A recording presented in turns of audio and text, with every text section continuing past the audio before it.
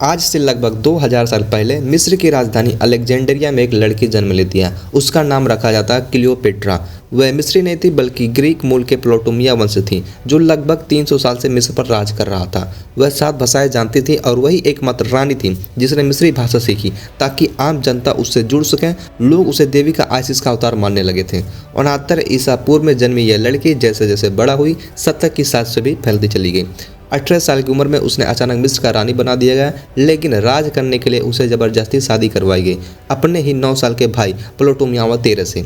यह कोई प्रेम कथा नहीं थी बल्कि मिस्र के राजवंश की क्रूर परंपरा थी, जिसमें भाई बहन शादी करते थे ताकि राजघराने का खून शुद्ध रहे और सत्ता किसी भी बाहर वाले को न मिले। यह शादी कागजी थी, दोनों ने कभी पति पत्नी की तरह जीवन नहीं जिया। असल लड़ाई सत्ता की थी। जल्दी भाई के साथ से सलाहकारों ने क्लियोपेट्रा को सत्ता से हटवा दिया और उसे रातों रात देश से भागना पड़ा। मिस्र, जिसकी वह रानी थी, अब उसके लिए पराया बन चुका था। पर क्लियोपेट्रा हार मानने वालों में से नहीं थी। वह सीधे रोम पहुंची और दुनिया के सबसे ताकतवर आदमी जूलियस सीजर तक पहुंचना चाहा। कहते हैं वह एक कालीन में छुपकर चुपके से सीजर के महल में पहुंची, जहां कालीन खोला गया। सामने खड़ी थी मिस्र की असली रानी क्लियोपेट्रा। सीजर उसकी बुद्धिमत्ता, साहस और आकर्षण से प्रभावित हुआ। उसने क्लियोपेट्रा की सेना दी और मिस्र पर दोबारा हमला करवाया। युद्ध हुआ। प्टोलेमिया तेरहवां, जो उसका भाई था, नदी में डूबकर मर गया और क्लियोपेट्रा फिर से मिस्र की रानी बन गई। राजनीतिक रस्म के तहत उसने अपने दूसरे छोटे भाई प्टोलेमिया चौदह से शादी की, पर असली रिश्ता सीजर से बना। सीजर से उसका एक बेटा हुआ, सीजरियन, और क्लियोपेट्रा ने उसे मिस्र का वारिस घोषित कर दिया।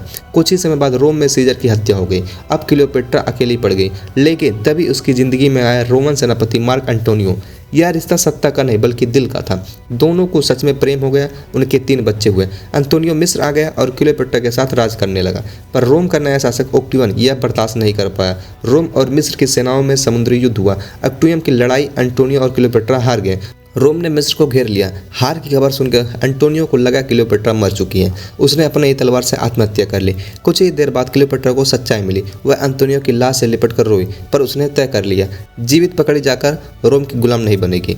कुछ इतिहासकार कहते हैं उसने अपने शरीर पर जहरीले नाग से डसवाया और कुछ कहते हैं उसने जहर पीकर जान दे दी। मौत कैसे हुई यह आज भी पूरी तरह साबित नहीं हो पाया।